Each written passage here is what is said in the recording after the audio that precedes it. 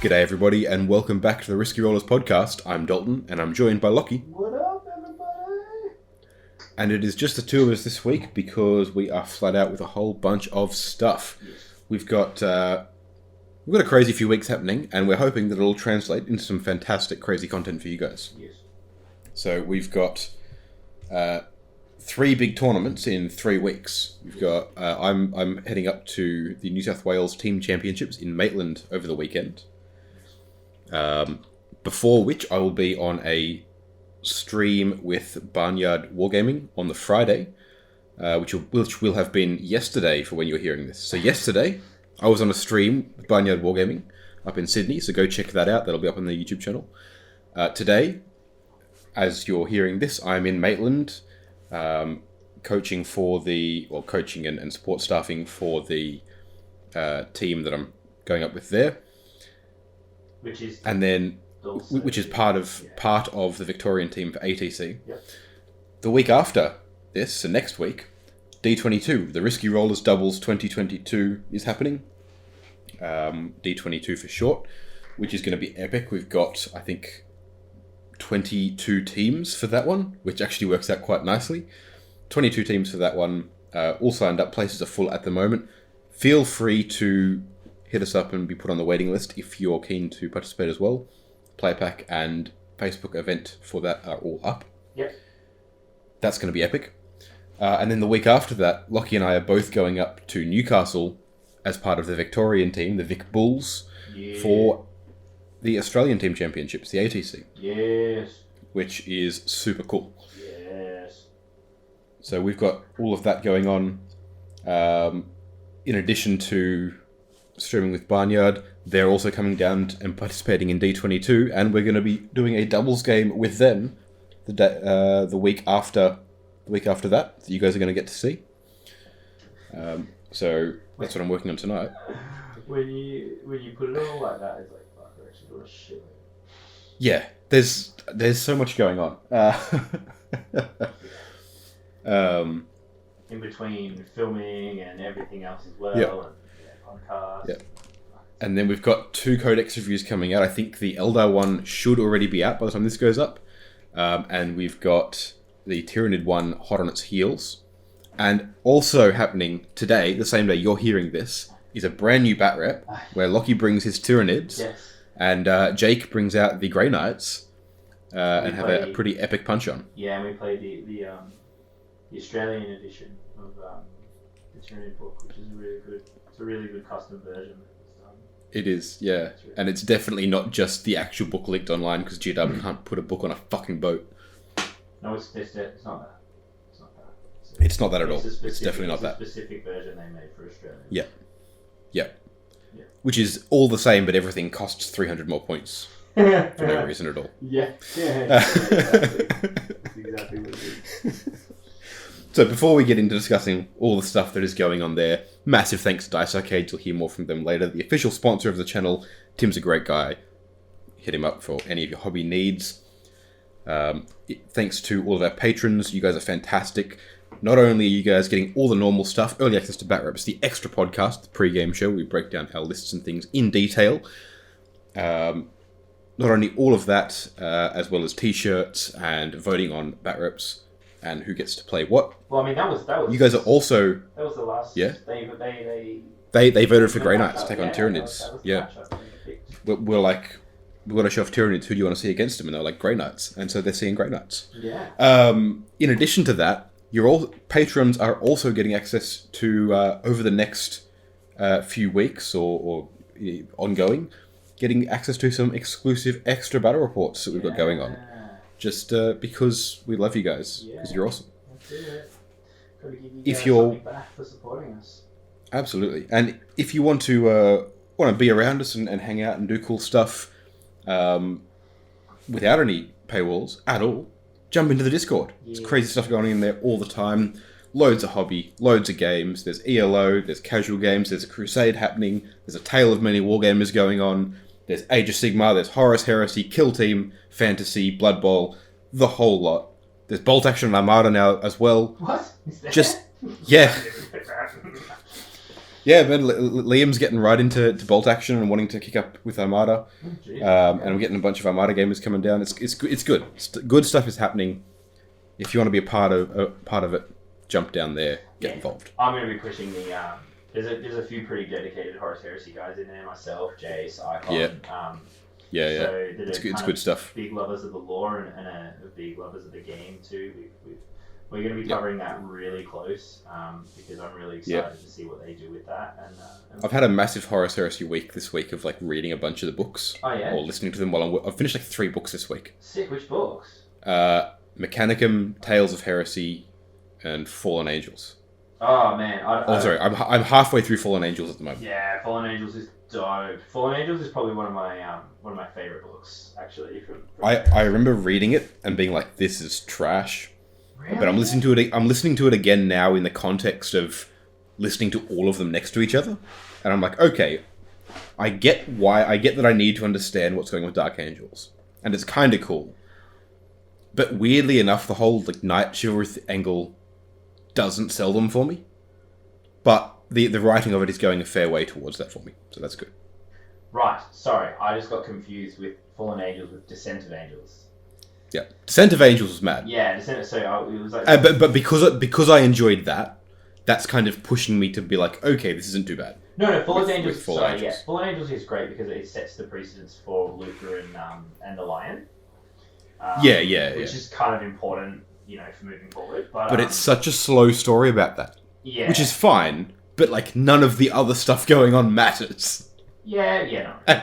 I mean, like, and it's funny because I feel like I wish they actually did this with the Horus Heresy as a trilogy as a whole, where when they released this, it kind of seemed like, excuse me, wow, that in order that they would have then gone, all right, let's do an origin of Emperor's Children, let's do the origin of and just do everyone's kind of homeworld in that kind of same style depth. And which would have been really cool. Like, you imagine if you had like 18 books of just about every single world in that.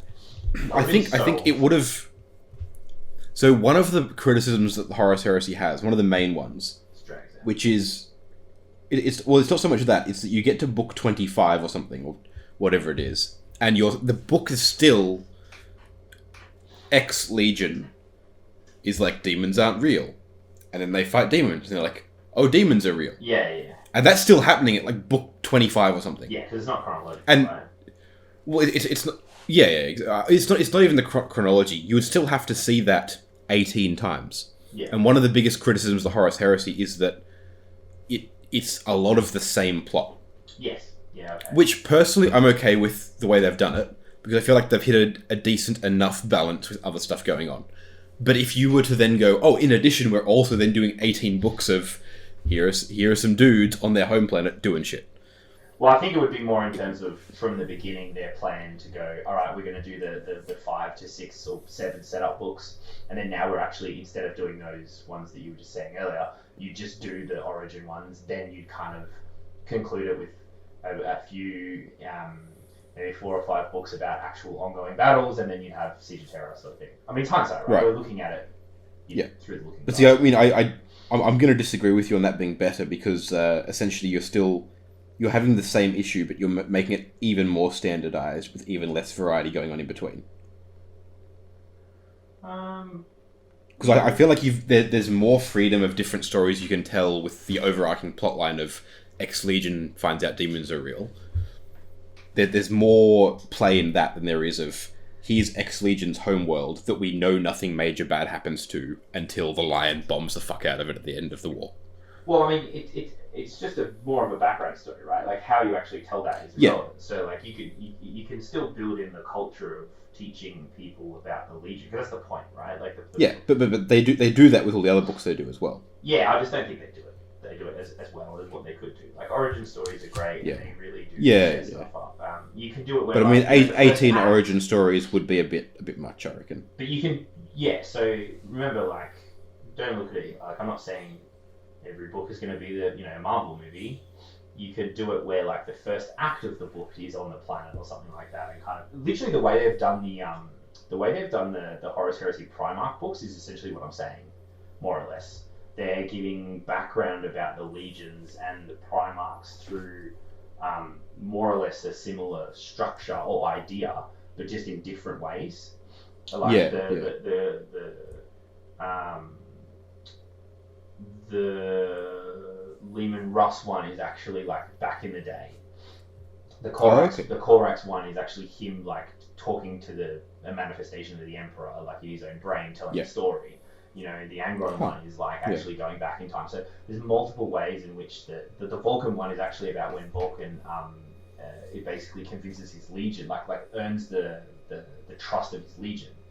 You know, so they're all really telling the culture of the legion as well as a somewhat pinnacle point for the Primarch. So what it just means is they could have done that more for the legion itself with those characters that are really impactful in the legion in these multiple different ways. That's kind of more centered around an origin story of the homeworld and where that legion's come from, yada yada yada, rather than dragging it out over like 4, 5, 6 books of that legion. Just do it in one. Here you go. Right. Okay. It's about. Here's some variety. Here's some. Here's some bolt of porn. Here's a bit of politics. Yep. Bang. Move on. Next legion. And then kind of build the overarching story of who betrays who, and in between the backline of all those books. Again, like I said, it's looking at 2020, so it's really hard because they didn't have a full mapped out plan from the beginning, like the Marvel movies or anything like that. So.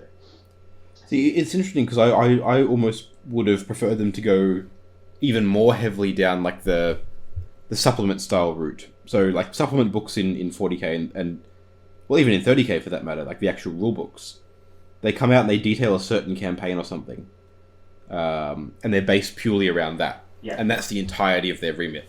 I would have almost preferred books like that. So, like for example, the first 4 books, they cover like 3 or 4 legions, in the 4 books, but they're covering like a campaign where they're all doing stuff together, and obviously it's the Istvan system and it's all that kind of stuff. But if they'd just done, instead of, random books here and there that fit in and do stuff, if they'd done, every 3 to 4, or it's like 3 to 5 books in a row are a series that cover a certain set of legions doing stuff in a time span roughly slowly moving towards the Siege of Terror. And through the books you learn where all the other legions are at the same time and so on. I feel like that would have been another interesting way to do it. That would have avoided the whole... And like you would have some legions that you'd visit the homeworld. Some of them you'd never visit the homeworld outside of like flashbacks or talking about it. And by the same token, you'd meet some legions halfway through the heresy, and you've got to piece together how they were beforehand. Or like, characters that come in and out of the story. So yeah. But I mean, again, I suppose at that point it comes down to personal preference of how you want to see that kind of story. And I think that would present scale a bit better. Yeah, I think that idea of what you were saying of having like sort of like mini trilogies right in between throughout of multiple factions working together. So like I wish there was a bit more of seeing factions work together rather than just every single faction kind of on their own style thing, because it kind of just that would have been really cool as well to see how. I mean, yes, we know that all the factions were quite prejudiced to one another more or less. But then, there were still times where heaps of the fleets were connected. Yes, there were a single expeditionary fleet was kind of contained to one single legion, but there were times where they were together. And like showcasing the instabilities or the cultural differences or the disagreements or whatever that would have happened, just on a more coherent level, like kind of what you're describing. I think that would have been really cool as well. That's something you could have done. Well, I'm keen to hear more about the lodges and things in other legions too, because currently, after those first 4 books, they haven't really come up again. Oh, they do. They do. As in, I'm reading them chronologically. They come up. So I've read recently. Yeah, it's book like 30 something, right? No, it's 20. Scar, I think it's 20 something. Okay, like 28 or something. 27. 27. Okay, yeah. So I'm reading book 11 currently. I have read book 12 recently, 1,000 Suns, so I'll be reading 11, then like 13 and carrying on. But insofar as the first 4 books, the lodges were this massive influence on how they like fell and were corrupted. And then it's been like 7 books, Yeah, just, and they haven't come up again. yeah. Yeah, And I am aware they do come up later, because I have read some of the later books already. Which are Betrayer. Great book. yeah. And listening to Tales of Heresy again, after Dashia. Great story. So what's Tales of Heresy? Okay, so Tales of Heresy is the 10th book. Yeah. And it's the first anthology. Ah, yeah, okay. Yeah, the anthology one's kind of... It depends on the stories themselves. Yeah. Like, I'm back and forth on if I like them or not. Yeah. Because on the one hand, like, you get to read, like, or listen to whatever, like, 7 different stories. Yeah. And if you don't like one, it's fine, because it's only an hour and a half of your time. That's true. And you can just carry on. But the flip side of that is, it's like 7 different small stories instead of one solid narrative. Yeah. That said, exactly, yeah. So I'm back and forth on it. Tales of Heresy I'm happy with, because there's like 3 really good books. Okay. Really good. Well, there's The Last Church, which is pretty good. There was... I've already blanked on one of the early ones. There's... I want to say it's a Word Bearers one, earlier in. That, like, this is the first time you really meet the Word Bearers, outside of Erebus being a dick. Yeah. So that's kind of cool, and it sort of fleshes out where they are. And this is where... Oh, that's right, yeah. So this is where... at the time that Lorgar is deciding to write the Book of Lorgar. Okay. Right when the Emperor's censuring him. Yep. You got The Last Church, and then you've got The Voice, which is a story about the Sisters of Silence. Oh yeah, they're always really which cool. is really sweet. That's awesome. And also about how the Lactitia Divinitatis is kind of penetrating their ranks a bit. Oh yeah. So that was really cool. And then you've got After Dashia, which is just after the Emperor has essentially pulled Angron off Dashia, out of Dashia, the mountain that they were camped up in, taken him to the Emperor's ship, kind of gone, oh, you're cooked, and then just sort of teleported him straight to the world leader ship and been like, you guys deal with him, bye, and left. Yeah. And it's actually a really, really well written story. Don't they have like a full discussion though, where he's like, no, I'm not going to go with you because I promised that my guys were going to get revenge, and he's like, no, I don't care. Like, I mean, they may do. It's not out as far as you learn from this story, because you only hear about this from Angron's perspective, who isn't, a master wordsmith, so to say. Essentially, as far as you're aware from this one, from Angron's perspective, the Emperor just takes him away. He doesn't let him fight with them. He doesn't even let him know how they die. Yeah, he just bails. He just bails. And that's the whole reason why he hates them, is because he made a promise to his slave king people. That, So essentially, get our revenge. Yeah. So the Emperor has shown up, taken Angron away from everything, made him an oathbreaker by doing so. Yeah. Which is something he takes like really fucking seriously. Yeah. And then also just leaves. Yeah. So the Angron doesn't have a lot of respect for the Emperor and like the whole thing. But this story is Khan, who's the 7th or 8th person to go into the room that Angron's been teleported into, because he keeps killing the other captains. So Khan is like... Essentially, they're going down the order of rank in the Legion, and they get to Khan. So everyone above him in rank is just dead. Because they go in to be like, welcome, my Prime. He's just been killing them all. And there's actually... It's a really interesting little vignette where Khan sort of gets the crap beaten out of him. Where you sort of learn a bit about where Angron's at. It gives a lot of character to both Khan, Angron, and the Legion in like a short story. It goes really, really into the way Angron sees things. One of the most interesting things to note for most of the story, where Angron's in this dark room on the ship, which is his flagship. he's just been teleported there by the Emperor. He doesn't know he's not locked in there. He doesn't know he's not... What? He's not locked in the room. He doesn't know that he can leave the room and do whatever he wants. Okay. He thinks he's a prisoner. He thinks he's a prisoner again. Okay. The Emperor hasn't taken the time to tell him, you're free to do it. He's just been like, alright, here you go. Mm-hmm. That's pretty cool. That's like, I feel like that's pretty fundamental information. I feel like when you hear these kinds of things, I just automatically think, I kind of get more credence to potentially... Sorry, I get more understanding of the theory that kind of the whole heresy was planned. Because no one could be that illogically stupid, right? Well, I mean the Emperor, I'm just gonna rip this person, because psychically he'd know, right? You would think so, and I mean, I suppose on that note as well, because there is that idea that maybe the Emperor planned the heresy, which narratively I don't like. Sorry, but there just knew it was going to happen or whatever. Yeah. So there's some credence to that, and there's 2 points I'd like to bring up. Both, or one of which is from this book, and another one is from A Thousand Suns. If the Emperor did not necessarily plan on the heresy per se, but plan on a controlled civil war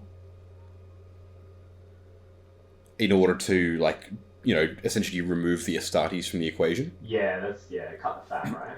Right. Yeah, because he doesn't have, because the point of the Thunder Warriors were culled by the Custodes and the Astartes. Yeah, and the Dark. Because he had part of some of the Astartes. Yeah. Because he had enough troops to do that. Mm-hmm. He doesn't have another army that can cull the Astartes. No. And it wasn't a plan of his to have another one around to do that. Yeah, and this was right on the cusp of the webway, right? And then right on the cusp of actually taking humans to becoming psychic, like a full psychic race and all that sort of shit. Like that was exactly right at the cusp of all this stuff happening. He was trying to build Eldar 2.0. Yeah. But so the point is the theory goes that he kind of planned a controlled civil war. And maybe it got going a little bit before he'd planned it to start. But sure. And it's kind of why he's not bothered for the first half of the heresy. Yeah. He's kind of like, alright, it's like fine. a controlled explosion, right? Or like a... Yeah, exactly. Because even like Malkador's kind of like, alright, cool. Oh, right. Well, no, because at the start, because, I mean, in Blood Games, for example... No, Blood Games? No, it wasn't... Anyway, another short story in Tales of Heresy, how you have Rogel Dawn speaking with Malkador. Mm-hmm. About sending troops to wherever they need to be. He's organising the strike on Isfahan 5, but also having to deal with something on Terra. So I think it's to do with the whole thing of demons too, right? They're trying to keep that under wraps as well. Well, yeah, there's that as well. But also, it's more so because Malcolm just doesn't seem that bothered by it. He's like, cool, send your legions, good on you. Like he's not like, oh, shit's fucked, we need to all hands on deck. He's just chilling. So with that logic, so the theory goes, yeah. I was just gonna say, do you think that the Emperor didn't really care of which legions were dying? It was more just, all right, I need to reduce, by say 30%. I need 30% of them dead. It would be like, I don't care who. Well, that's an interesting question, and so I kind of think about it and go, well, my guess would be that this would be the first step in just removing Astartes entirely. Yeah, so he'd want them all to die. He wants as many of them as possible to kill each other, to the point where he can sweep in with his Custodes and his Auxilia and just clean up what's left. And with that logic, right, technically he'd probably want the traitors to win, so then he can at least go, these are the fucked ones, guys, to the humans, and be like, I'm going to come save you. I hear all the Yeah, kind of. they've killed all your good guys. All the good guys are dead. Now I'm Yeah. gonna come kill all these bad guys for you. Haha, we don't need them. I built this. Yeah, or I mean, or it doesn't really matter at that point. He can then just point to the Astartes in general and go, look, they're unstable and untrustworthy. We can't have them kicking around the galaxy. Yeah, it just might be a hard And- sell, like with like Gilliman and Lion. Like the good ones seem to have such a good bond with their, human counterpart versions of. Right, and so I think that the proposal would be that he probably had specific plans to get those specific ones embroiled in stuff. Yeah. The same way that Horus kind of pissed them off to opposite ends of the galaxy. Yeah. Because Horus, at the start of the Heresy, the Blood Angels, which you don't know about until Book 21, by the way, the Blood Angels were off getting their ass fucked by Kabanda. Getting their entire psychic essence destroyed by this demon. Yeah. You had the Ultramarines, the whole Calth thing, being locked in the Ruin Storm with 2 full legions destroying them after Calth. Yep. Which was designed as a one strike to basically wipe out the Legion. If Calth had gone correctly, Guilliman would be dead and the Legion would be destroyed. Yes. Was essentially the point of that. Yeah. And then you had the Dark Angels purposefully on the other side of the galaxy, tied up in an extensively spread out campaign. So the point is that I imagine that the Emperor would have had a similar idea about how to make sure that Guilliman and the Lion were dealt with. It's an interesting conspiracy.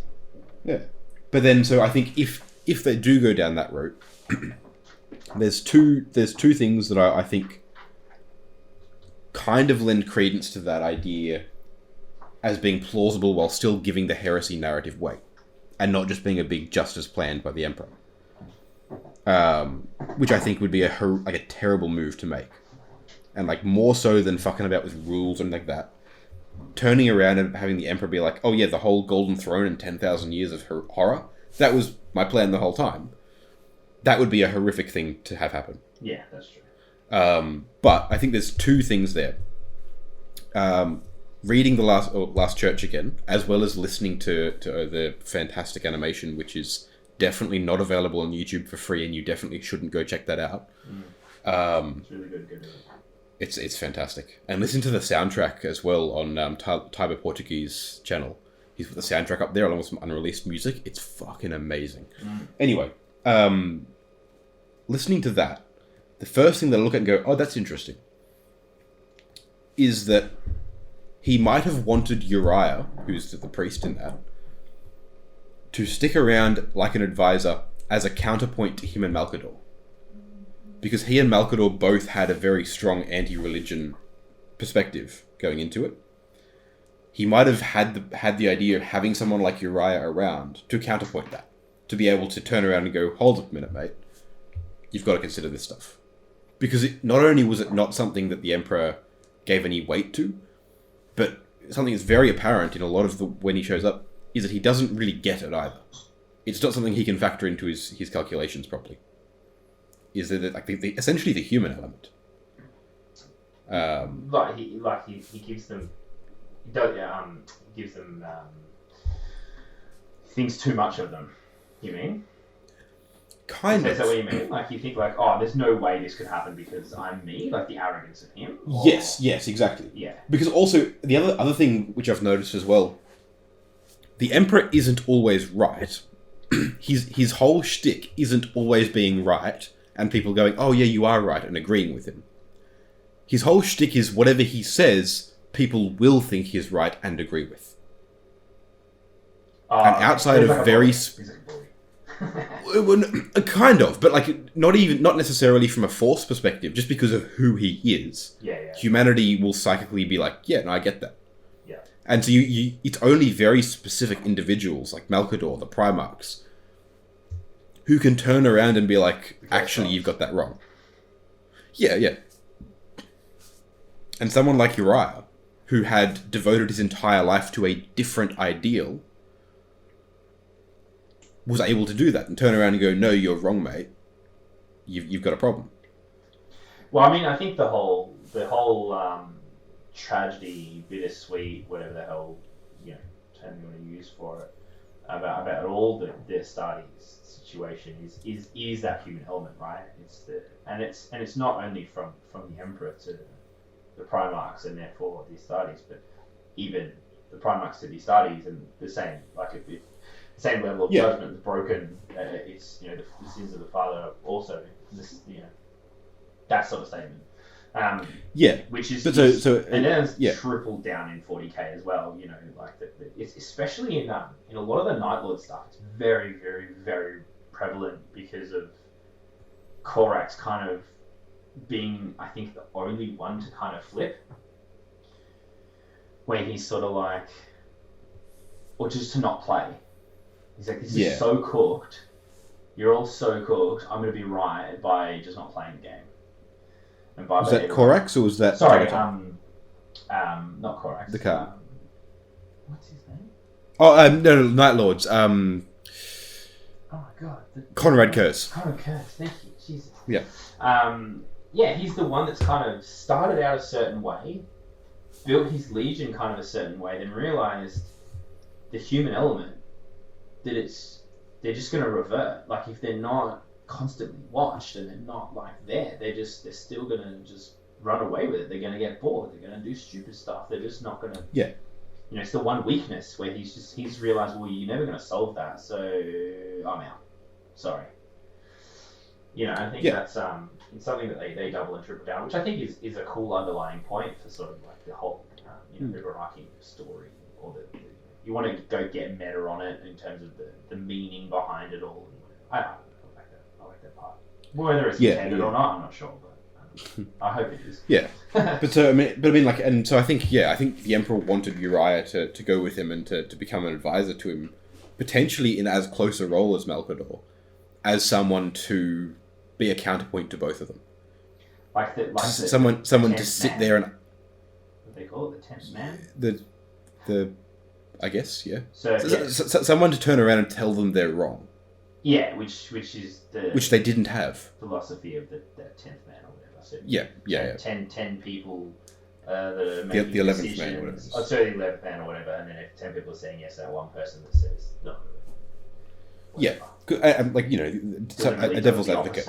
Yeah, kind of. A devil's advocate. Someone who turns around and goes, well, you're wrong because of X, Y, Z. Who presents the best possible challenge to it. And so one of the things that comes through as well, a lot with the Emperor, as I was saying, was that he's not always right, but because he is the Emperor, because he has that level of psychic greatness amongst humanity, people do agree with him because because of who he is. Yeah. Not in a oh, you're the Emperor, I'd better agree with you kind of way, but in the whole thing is that humans are affected by his psychic presence. Yes, right? You mean he's pseudo convincing them. Exactly, yeah. Whether or not his argument is correct or not, doesn't matter. They will agree with him because he's the one arguing it. Because he fundamentally alters their psychic. I mean, it could presence. also be on top of that as well. It could be like, well, you're the Emperor. How could you be wrong, right? Well, yeah, so it is. It's partly that as well. Yeah. And so because of that, he doesn't have anyone telling him he's wrong. So when he's like, well, I guess this will be fine. There's no one around to challenge him, and he's like, yeah, cool. Hubris, right? Yeah, exactly. So I think that the first, and it's interesting that both of the points of failure in this, I think, were people, were other people doing stuff that he didn't expect. So he came in and he wanted Uriah to come with him and counterpoint there, and obviously Uriah foresaw exactly what was going to happen, and he's like, well, I'm out. Like, you're no different. You're just the same as any other warlord, bro. Yeah. And he's like, no, like his whole shtick was like, you're gonna go out there, you're gonna create an eternity of suffering and war, and people are gonna start to see you as a god, and then he's like, I'm out. I can't be part of that. Yeah. And that's exactly what happened. But and so the other point of failure that I've said before was Magnus. The Emperor, even if the Emperor had planned for the Astartes to kill each other, he hadn't expected Magnus to turn. Well, I mean, he hadn't expected Magnus to ruin his Webway Gate. He hadn't planned on that going wrong. Okay, Because his whole plan was for Magnus to be the one on the Golden Throne, guiding the Astronomic and pushing humanity into the webway. As literally a light bulb. As a battery, a big battery. Yeah. The thing is, though, there's the two-pronged part. Like, he might not have expected it, but you know what's even worse is he doubled down by trying to reprimand him for it. And you're like, well, hold on. If you're caught out by something, again, I feel like and then the whole argument, even you hear it in Saturn IX, you hear it in a lot of these other books where they talk about, and they literally talk about how if the Emperor is so amazing, how can he be making these illogical decisions? And the kind of go-to answer is his arrogance. He's so arrogant. He reckons he's so powerful, and his humans' love for him is so high that it just doesn't occur to him. They can't as if they turn. But see, I think that was why he reprimanded Magnus. Like, if the idea is that he planned a heresy-like event, and he planned for the leaders to turn on each other, and he didn't expect Magnus to turn, I think that's the answer as to why he reprimanded him, is because he's like, well, I've planned this and I've seen this, and Magnus doesn't turn, so he'll be fine. I just need to bring him into line. Yeah, that's true. But then also you're like, well, you tried to bring one into line by reprimanding them, i.e. Lorgar, and that didn't fucking work either. So just made it worse. Yeah. Yeah. The funny thing is you can't look at it with logic, right? That's the point you're not supposed to. But it's interesting. But it also means the Emperor wouldn't have learnt from that, though. He'd be like, well. No, the funny thing would because it's like the arrogance. Sorry, go on. I was going to say it would be really cool, and now we're kind of going into random territory now. But I mean, we weren't even supposed to be talking about this, but anyway, we've tangented very, very heavily. Was if the Emperor was to come back, he'd be so angry, like even to the point where he'd probably just be like, "Nah, I'm killing everyone," and starting over. Like that would be an interesting twist on things. And you could literally even be where it's actually the Inquisition and the religious, pseudo-religious connected with the Emperor and the Primarchs and everyone against the Emperor, and it's like everyone v him kind of thing. That would be an interesting way of doing 2.0. It would be, yeah. It'd be a very interesting way of bringing the Emperor back without being like, and now all the problems are solved. Exactly. It would be like he comes back and he's so pissed. He's like, nah. He's like, nope, starting again. Everyone needs to die now, and I'm going to redo this shit all over again. And then Gilliman, Lion's already back, Gilliman's back, Jagatai's back, and then they're like, actually, this would be really cool. So this now we're going into a little bit of fan theory here, but. And spoilers if you haven't read Godblight, I'm not going to go into too much, but there's a little bit of, I guess, kind of, there's stuff that happens with Mortarion, and there's potential where Mortarion's like, not really, but kind of, maybe Noble's not the right, maybe not all what it's cracked up to be, basically. It's a little bit deeper than that, but anyway, that's the surface level. So you could kind of have this situation where, like, Magnus potentially could be like, well, yeah, let's kind of come back together, and you're like, yes, they're demons, and yes, they're bad, but then, the whole concept is that, well, the chaos, the theory is that the chaos is not, it's not inherently evil, it's just a different perspective, right? Yeah. And, like, all the Chaos Primarchs, the Demon Primarchs, don't want humanity destroyed, no. They want to rule it. Exactly. So then it could be finally this, like, this crux point, or this pinnacle moment that actually binds all of the suns together, and then to actually kind of fight the Emperor, and that would be a cool heresy 2.0, I reckon. Narratively, that's a really interesting one, because they're uniting under the Emperor's dream as opposed to the Emperor himself. Yeah. And then there's that conflict there. And you could drag it out for ages. But then you could also kind of conclude it in a way with, like, the Emperor coming back. He gets a model, or he doesn't get a model, but he can't play it or whatever. He comes back, but then he actually dies. If the Silent King has a model, the Emperor will have a fucking model. Because I will fight anyone who tells me the Silent King should exist at the scale that 40k exists at. Okay? Well, I don't know too much about Necrons, but in terms of... Okay, the Silent King is essentially an Emperor-level, like, being, as far as the narrative goes. Yeah. But it will be like the hive mind itself having a model.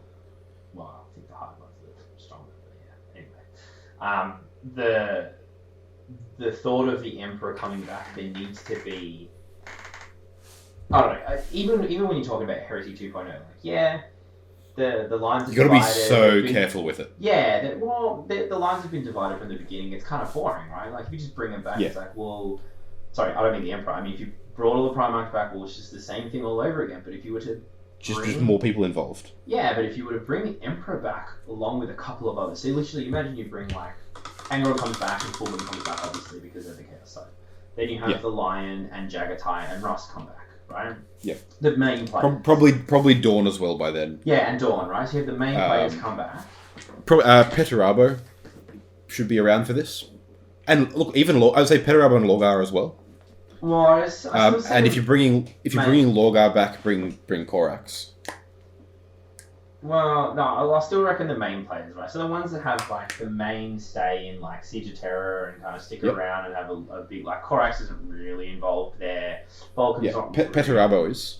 Petarabo is. And narratively speaking, if your whole shtick is the Emperor turning around and being like, "Fuck this, I'm out," Lorgar being around for that, I think is of narrative. So yeah, I think if anything, the Chaos Primarchs would just be the 4 demon ones and then Lorgar. Right? In terms of, I know they're all demon, but I mean in terms of aligned. Well, who else is left? It's just Lorgar and Petarabo left, right? Korax. Kurz is dead. Horus is very dead. Horus is super dead, and that's it. There's one more. Who are we forgetting? Are you sure? No. You got yes. The 4. The 4. And then Horus, and then the other 2. Kurz. Oh. Yeah, this is one missing. Someone who doesn't matter, obviously. Alfarius, obviously. Oh, who is all the Primarchs? Omegon, who is all the other Primarchs? Exactly. So it's fine. And Omegon, who is dead anyway. So right, that's what I mean. So they're either they're dead or they don't matter. Anyway, point being is that from a paint up a Gilliman model and just play him. It's still Alfarius. Sorry, go on. From a current lore point, right? Yeah. Obviously, it's just got, even when it's just the four. Yeah. Demon ones aligned gods. Then you bring obviously the Lion and Dawn. If anything, you probably just do those 2 really, and then you have Dawn, Lion, and Gilliman. They're having a punch on with the other 4. Yada yada yada. Bang! Something happens with, say, Drago finds a way to, and Constantine Valdor, and something to do with bringing the Emperor back. I would argue that the pitch for the Chaos Civil War should happen first as well. It's a good way to bring other Primarchs back, do all that. Yeah, that's what I mean. Conflict. So you have the Chaos Civil War and the Imperial one with like Gilliman and the Lion against Call and the Ecclesiarchy, whatever. Because this would be a good way to wrap that up. I don't even really need that one. So, as in, like, let that happen for a few editions. Let the Cicatrix Maledictum and the actual impact of that happening have narrative weight for an edition or 2 before you even think about the Emperor. Maybe. I mean, I reckon you can amalgamate that into the Emperor coming back at the same time. Yeah, but why? You're speeding it up way too quickly then. Why? Don't speed it up. Well, you're just assuming whatever timeline is. Like, I haven't set a timeline. Like, I just mean in terms of the big weighty things of, yes, maybe Chaos Civil War, but still Chaos vs Imperium. Yeah, but then also an Imperial Civil War as well. Bring in some bigger players, and then what kind of shifts the whole framework of everything is potentially, which would be really nuts too, is where you have Constantine Valdor finally bring the Emperor back. And he's like, yo, bro, I hate to be the one to tell you, but it's all fucked. And then he's like, what do you mean? And he's like, fine. All right, well, now he's taking the Grey Knights and the Custodes, and it's Custodes and Grey Knights v everyone else. And he's like, I'm going to start all over again. And then you'd work in the civil wars and stuff like that, all amalgamate with kind of this political crossover of getting the Chaos Primarchs and the Loyalist Primarchs to amalgamate to this one thing, to realizing their big enemy is actually the Emperor, because he's trying to wipe us all out. And that's why I mean you could pull it all into one, so you wouldn't need to do this like this is what this is, this is what this is, this is Exactly, what this is. You could just kind of have this big interconnected story, which is all about, and this is only once the Primarchs are up, right? So you can bring the Primarchs up through like a Chaos Civil War, the Chaos ones. Yep. You could bring the Imperium ones up maybe through like an Imperium Civil War, but I don't think it's necessary. Well, I mean, so that's something that correlates to a conversation you and I and Dean were having off podcast about if you have, because the pitch would be for 10th edition to be let Huron and Abaddon ally together, take over the Imperium Nihilus entirely. Yes. Yeah, which would be have a whole mirror of Sanguinius, the Emperor, and Horus with Dante, Abaddon, and probably like Huron or whatever. Mm-hmm. Where like Abaddon more like he's almost killed because he obviously can't be killed because fucking they can sell models, but he's like almost killed by Dante, but like wounds him or whatever. Then Huron kills him or whatever, or however that plays out. But have a mirror of the Emperor and Sanguinius and Horus with Dante, Abaddon, and probably Huron. Right, mirror that, and so then. The Blood Angels are like, Mephiston and the like 4 remaining Sengard or whatever fuck off through the closing Nachman Gauntlet. Back to Sanctus. Back to Sanctus. Yeah. While Abaddon is, dragged away, horrifically injured. Huron's like, well, now's my time. The Red Corsairs and all of their allies kick off against the Black Legion, all their allies, and that entire half of the galaxy is Chaos territory, but then Chaos themselves are having this big civil war between Huron and Abaddon and who should be War Master. Yeah, and then whilst that's happening... And who's responsible for all this going on. Yeah. And then on the other side of that, Imperium Sanctus, the Lion shows back up, someone finds out about Gilliman's Imperium Secundus thing. They already have. As in someone who will do something about it? Yes. Yeah, which is? Well, it happens that that priest... End of Godblight? Yeah, End of Godblight. Yeah, okay. So, that's right. Yeah. So he finds it. And so that right. So that kicks off properly. The ecclesiarchy and shit kick off against Gilliman. The Lion's like, well, dudes, I was there. That's not what happened.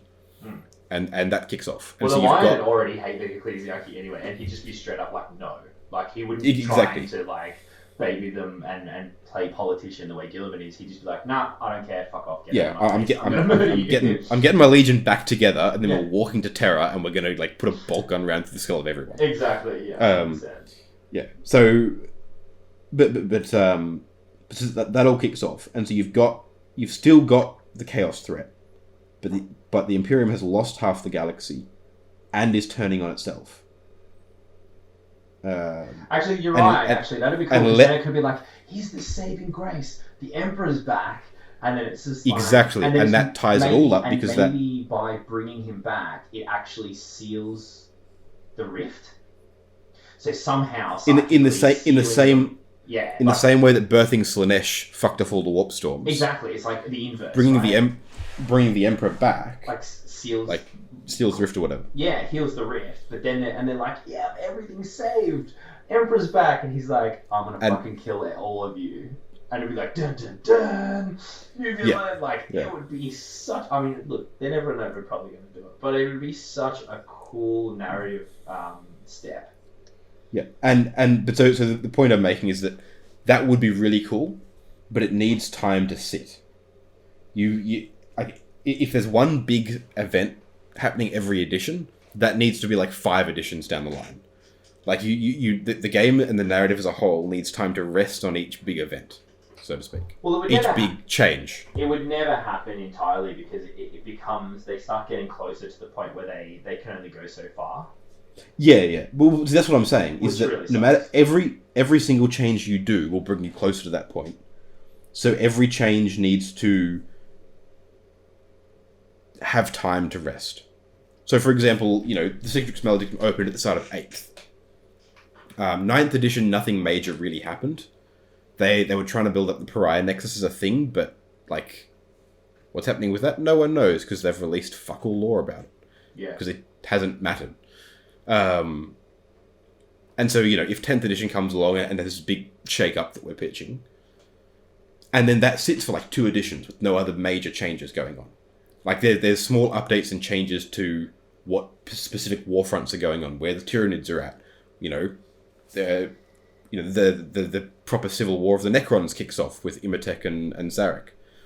Whatever's going on there still keeps happening. The Inari come back and do a bunch of shit as well.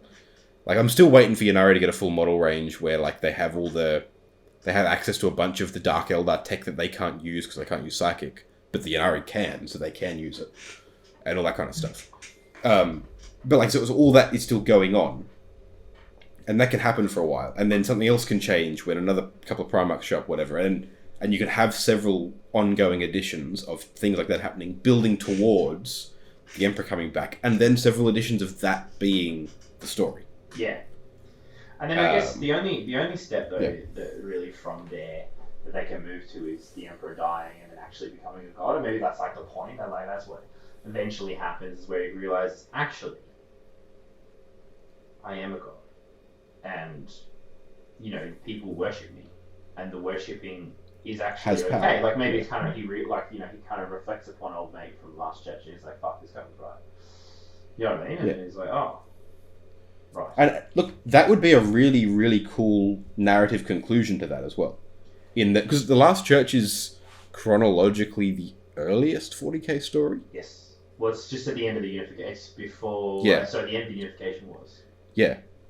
So it would be a really nice little, like, narrative circle for the late 40k story to be a mirror of that. Or to reflect that. It would be really, really cool. And then they can kind of go from this huge conflict of we've got nowhere to go, or now actually no, we're back to just good and evil again. And then you could just split the Primarchs back up again at that point, and then yada yada yada, and you can just rinse and repeat at that point.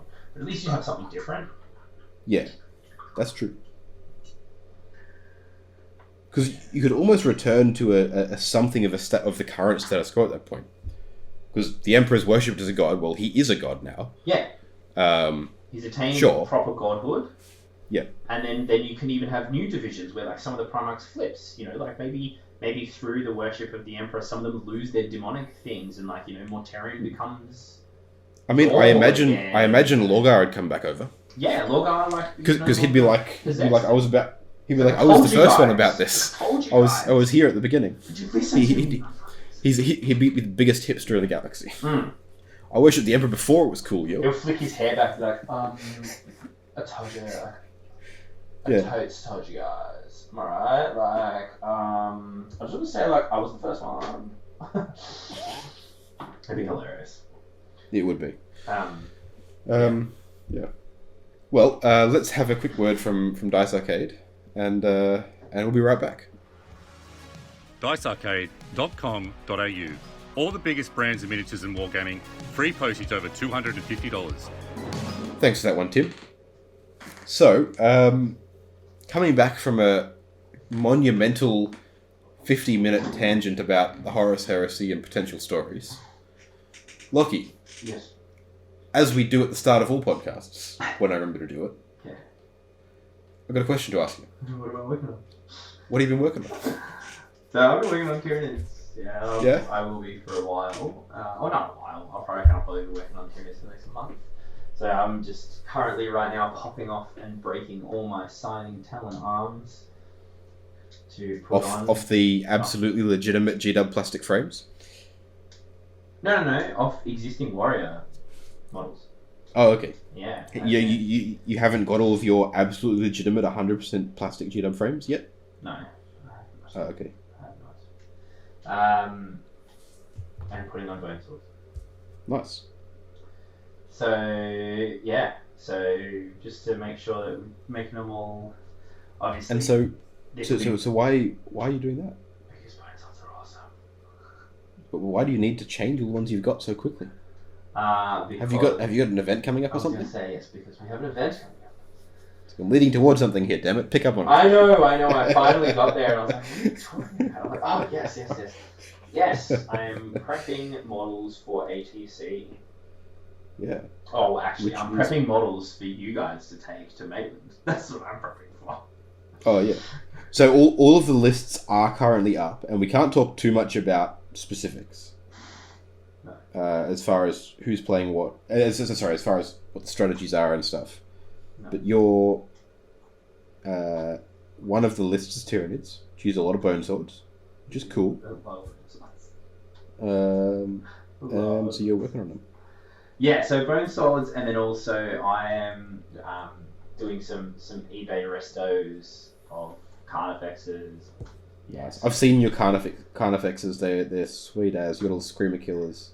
Classic ones, the intermediate ones is cool. Yeah, you just need a cuddles now.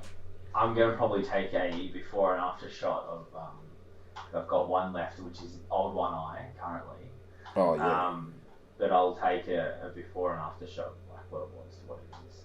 And then I've got four of the metal 3rd edition Carnifexes. Nice. And they're all going to be rocking venom cannons and just that standard loadout. And they're painted in a pretty sick scheme, but unfortunately they're not as good as mine, so yeah, get redone. Yeah, get wrecked, anonymous previous owner. Yeah, hard.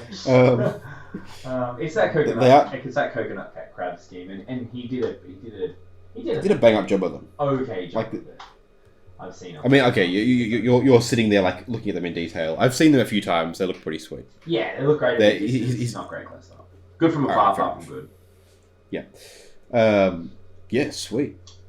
And then so probably I'll be doing that for the next couple of weeks, and then I am full head, knee deep, in the deep end, drowning in AOS at the moment. I am so keen. I've read 3 AOS books. I now listen to AOS podcasts. Yeah, it's great. So I'll be building vampires, and I'll be doing that for probably quite a while. Nice. So you're going vampire counts with them? Yeah, so like regulars. Yeah. Yes, that is the copyrightable name. Yes. But yes, vampire counts. Yeah, vampire counts. So it'll be trying to play a game as soon as possible to understand how it works. But Horus Heresy is going to come at some point and probably put a massive star in that works because I've got a hell of a lot of learners. So when that comes, I'll probably get back into that. So look, we're just taking it as it comes, really. Yeah. Yeah. And you? I am, as we speak, as the podcast is recording, painting obliterators for the Carmine Reavers, which are my Red Corsair warband that I can kind of get away with playing at other legions. Ooh. Because we've got a doubles game coming up. With, we're playing Death Guard. We're playing Chaos, yeah. Death Guard and Red Corsairs. Are they playing Eldar? Ooh. It's a good question. I think they're playing Tyranids. No. Which would be hilarious. No. They can't be playing Tyranids. I veto that. Now. Okay, did you tell them they can't bring that down for the tournament either? They can bring it down for the tournament, but they're not playing it on the channel. There's no way they're playing Tyranids. I'm not being played Tyranids against me if I'm playing Death Guard, lame. You'll play the busted book if you're the one playing it. It's not busted. Well, then why are you worried? It should be fine. It's not about losing. It's just that I want to play Tyranids. I want to play against Tyranids. I mean, look, you paint up 3,000 points of Tyranids, and I'll play 1,500 points of them, and we can do it that way. Well, I do have 3,000 points of Tyranids, so are you going to have them painted in a week? Yeah, they'll be ready by the I have 3,000 points already painted. Easy. Oh, sweet. Easy. Yeah. So, all right, you're hearing it here first, folks. We're going to be playing Tyranids. It'd be fine. Like Death Guard. Death Guard. So yeah, we're playing Death Guard and Red Corsairs, which will be pretty sweet, in a doubles game, which you guys will be seeing next. So, not next week, but the week after. So the week after D22, or the battle report after the one that just came out with Tyranids and Grey Knights. Yeah. You'll be seeing a doubles game with Risky Rollers, Locky and myself, playing Barnyard Wargaming. It's going to be Jackson and Jack, I think, is coming down. Nice. So that'll be pretty sweet. I'm pumped for that. Yeah. But I have a lot of painting to do for that. You do? So, yeah. Oh. I've got a lot of painting to do for a lot of things the next couple of weeks. Well, we've got demons too, so technically it's like... I'm not running another Demon Summoning list, alright? We've been there, I've done that. But you can have It was fun. one character to do it, though, right? I mean, yeah, I could. And, alright, I have considered leaving enough room in a list. And consider this, when the new Chaos Space Marine book comes out, and Night Lords have all their leadership debuffs, leave room in your list to summon in a Herald of Tzeentch, because they have a power called Treason of Tzeentch, where if you cast the power, and then you roll higher than your opponent's leadership, you can shoot, charge, and fight with one of their characters or unit or models that you've passed their leadership with, as if it was one of yours, which is hilarious. Well, it depends if the demon book comes with it. That's all. Yeah. Which that is awesome. And I did have it go off once at Masters, as I mentioned, on a Demon Prince of Tzeentch. All right. As in, my opponent had a Demon Prince, a Thousand Suns Demon Prince, and it went off and took control of that. I just had nothing in range to charge it with, which was unfortunate. Oh, that sucks. It was like turn 5 of the game, there was not much left on the board. But, like, in all seriousness, consider that is a valid choice. That said, like, it's not like I have a whole lot of stuff. It's not as bad as some of the stuff I've done in the past with regards to having painting to do. I've got to paint 2 Obliterators and a Greater Possessed from scratch. I've got to paint 2 Obliterators, 1 Greater Possessed, and then I've got to paint 4 Rubrics. That's not Yeah. that bad. And then, like, if I get the chance to do some extra details on some of the studio models and stuff, I will. Yeah. But like in general, it's like that's pretty much it. How much Tyranids are today? All the warriors. So I've got 18 warriors, 4 Carnifexes, Old One Eye, Tyrannifex, Yeah. Tobagon, Scythe Hydril, Exocry, Wing Tartar, Nice. another Wing Tartar, 50 Gauns. Awesome. So That sounds sweet as. that won't be done until Christmas, Yeah. and then we can run a 5,000 point game. That's alright. I've got 4,000 points of Necrons done by now. So I'll just paint 1,000 points the night before, it'll be good. Well, that was always the plan, right? We were potentially going to do something like that. Potentially, yeah. We've got a few different ideas for it. But at some point we're going to do a massive Apocalypse Tyranid Necron game. Yeah. Which is going to be epic. Which will just be, slow going on my end. Yeah. One day, when Locky's actually painted enough Tyranids, we will play that game. We will play that game, and it will be awesome, and everyone will love it, and you'll love us. But yeah, I'm painting Obliterators, and I'm actually really enjoying, probably for the first time, or second time, so I enjoyed it on the Chosen and character I've done, painting skin and flesh. Oh, that's good, yeah. I thought you said you liked it when you did your witches. You didn't like it. No, I hated doing the witches. But mainly just because like I'm not good at it. So I had a recipe, and the recipe just used paints that aren't very good. But I'm doing it on here, and I'm sort of a mixture of just blending on the palette and then wet blending on the model, which are new skills for me. And I've really enjoyed it. Obviously, they're not the greatest flesh tones that you've ever seen, but they're definitely the best ones I've done, which is cool, and that's always good. That is the point, man. As long as you're getting better and it's looking better, and you are happy with it, that's all that matters. Well, I'm going to do a picture at some point of a next, like a side-by-side comparison of this flesh with the flesh on my Forge Fiend, which is some that I painted a couple of years ago, because it's bad. You can get away with that though, right? 'Cause it's like... Yeah, but like with these, like I spent the last yesterday and today putting on some like bruises and things with yellow and purple washes, like bruising around like the metal bits and pieces of them and stuff like that. Oh, that's cool. And it's just it's really enjoyable because it's such a subtle thing that you're probably not going to notice on a camera. Like I haven't been able to take a good picture of it yet, but just having it there and like taking the time to put those in, I'm like, yeah, I enjoyed that. That was good fun. Yeah, that's sick, man. So, yeah.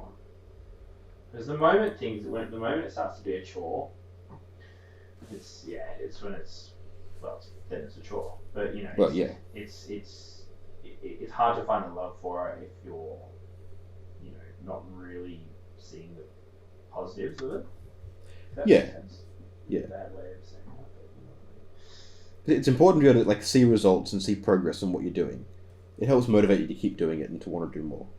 Motivation. That's the word I was looking for. You want to maintain motivation. Yes. Yeah. Because when you paint just because you have to get it done, it's hard, and then you stop. And, I know I'll be stopping periods at some point to paint nights because, especially when that book comes out, I'm going to try and. I've got 2 nights that are half done. Yeah. I'm obviously painting these because I have to. Again. Yeah. Whether it be for the channel, tournaments or whatever. But yeah, I'm real keen to try my hand of freehand for the first time, which is going to be on. Freehand's so much fun, man. Yeah, which is going to be on the lightning bolts on my Night Lord motor races. Lightning is good fun too. Yeah, I've never done it before, so it's a really striking effect. It's really cool. It's going to be interesting, something new. So always getting to those things that you give you a lot of joy because it's new or you're learning. They're always good to step out of your comfort zone and try new things. You're probably going to butcher it, but hey, give it a crack anyway. Well, that's what it's about, right? 100%. You go out and you push yourself and you learn it a bit. You learn to do something new. You have a good time. Yeah. Or you learn what not to do. Either or. Yeah. Yeah, that too. Yeah. But where were we? Yeah. So that's all pretty cool. Speaking of things I've got to paint that I don't want to, I do have 2 crypto thralls to paint up. Because is that Necrons, right? Necrons, yeah, they're the little canoptic bucket boys for the cryptex. The barrel guys, right? Whatever they call them. That's what it was called. Yeah, exactly. They're cool. I like that. I like that model. They are pretty sweet, but I've got to find. I've got 2 of them in a box somewhere. I've got to find them, and then paint them for Friday. For Friday, what's happening on Friday? Yes, because on Friday I'm going to be up in Sydney with Barnyard Wargaming. So you're playing Necrons. So yesterday, for all you guys listening. Oh yeah. Yesterday, I was on a stream with Barnyard Wargaming up in Sydney, where I played Necrons, and so you guys will have already seen my completed crypto thralls. So cool. But as time of recording this, I haven't even started them yet. I don't even know what... They're in a box somewhere in this room, which I will find at some point. Yeah. Well, good luck to you in that game, because at the time of recording, I don't know the result. Yeah. So, I hope it goes well. I mean, it should be good fun. I'm not running anything crazy. I'm just going, all right, I'm going to bring as many walkers as I can. So 3 Doomstalkers and 2 Reanimators. And then I'm building a list out from there. Right. What's the bet that you roll 1s and 2s the whole game? It depends. Would you take that bet? I mean, potentially, because you're not playing me. That is true. But hey, it'll look good while doing it. Yeah, that's it. 100%. So I think as long as the Crypto Thralls are the only new model I'll paint, they'll be the only ones suffering from new model syndrome, and so the rest of them will be fine. Okay. Well, I mean, no one's going to be targeting them anyway, right? Exactly. So they'll be fine. Yeah. They'll find a way to kill them turn 1. Don't worry. So just miraculously, spontaneously combust. Yeah.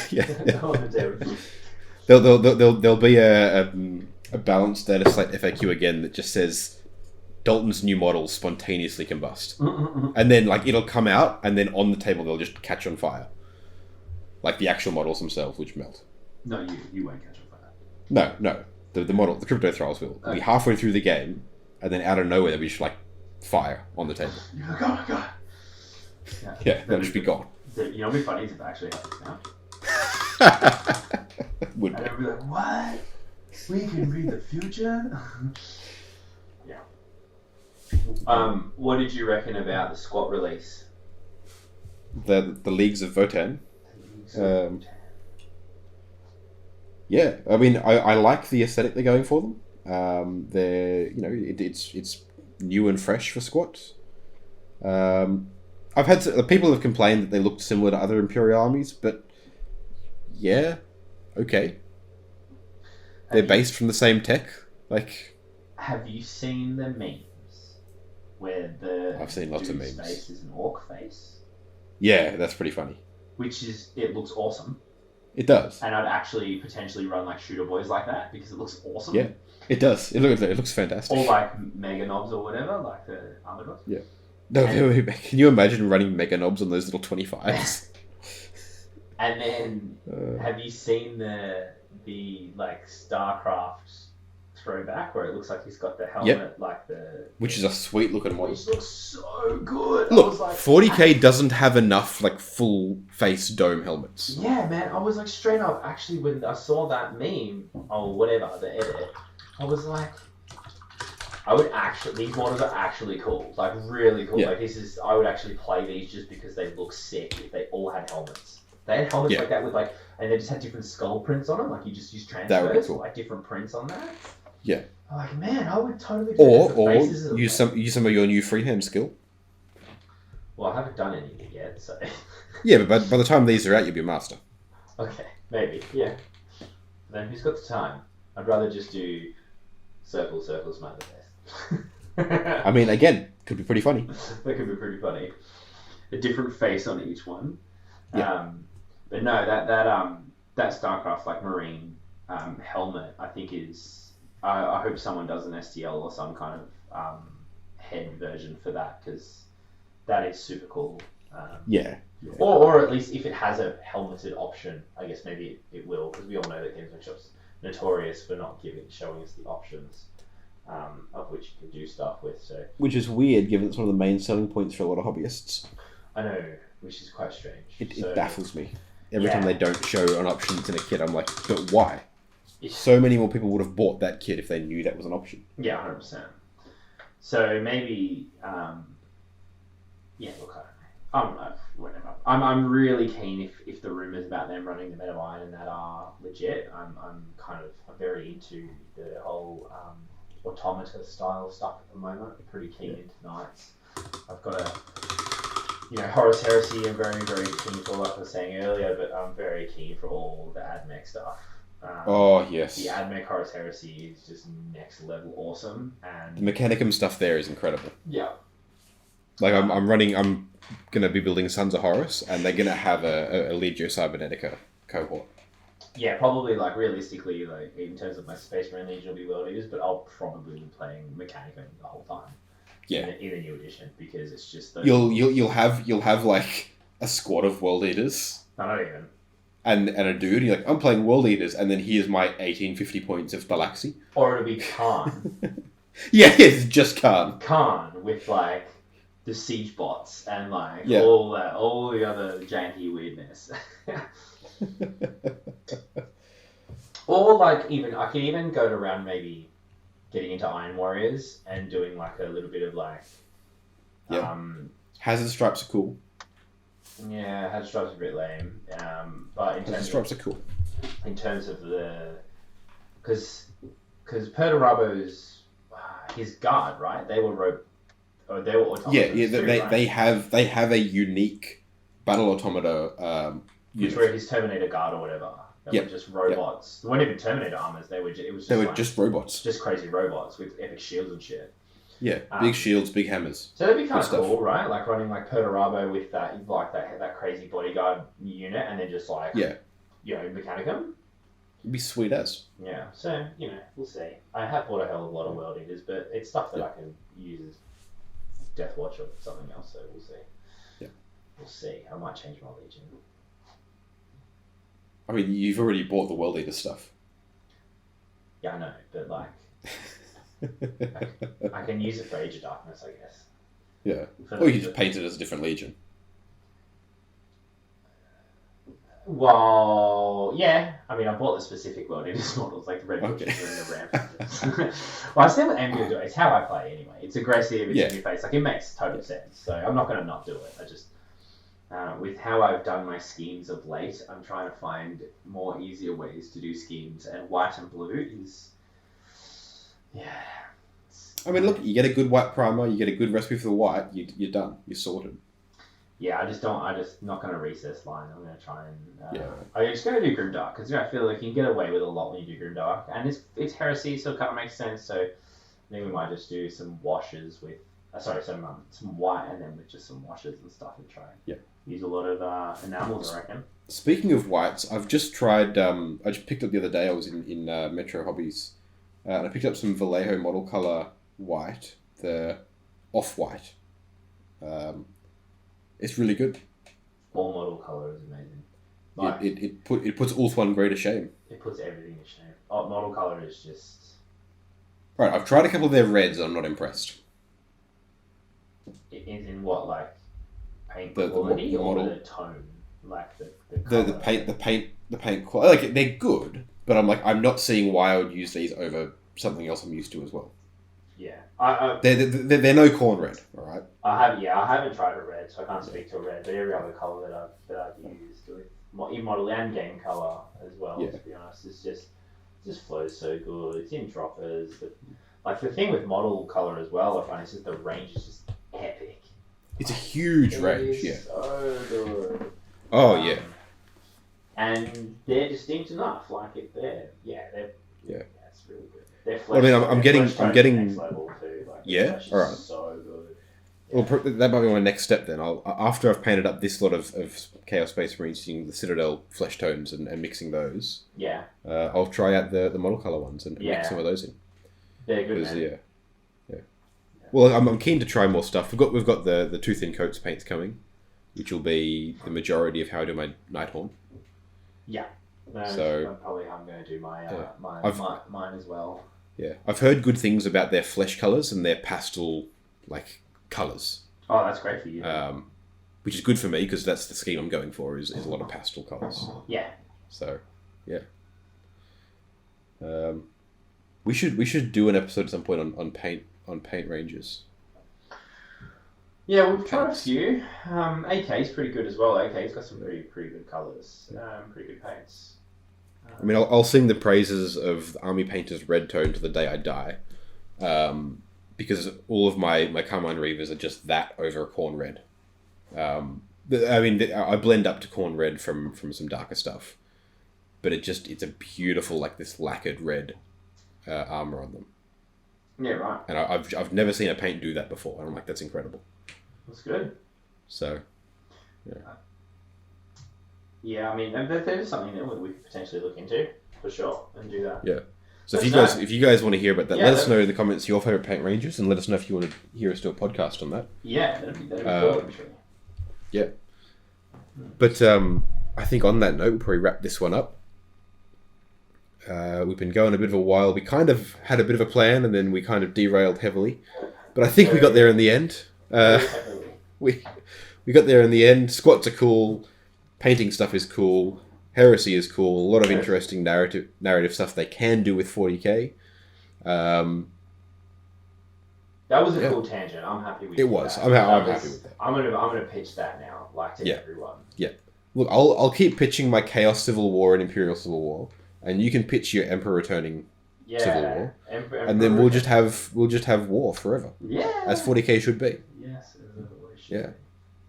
Cool. Well, thank you guys for listening. Go and check out Barnyard Wargaming. The stream in which I played against Jackson is up on their channel. It will have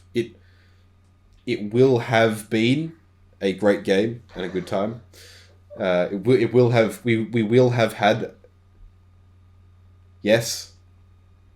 tenses. Yes. We will have had a good time. So we had a good time.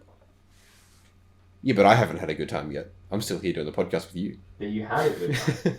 I will have We're had a time good time. traveling right now. You had a good time. Yeah, and so check that out. Make sure that you check out all of that stuff around D22, the doubles game coming out with our next battle report. Check out the Discord for all of this stuff going on in droves. Loads of great stuff happening in there.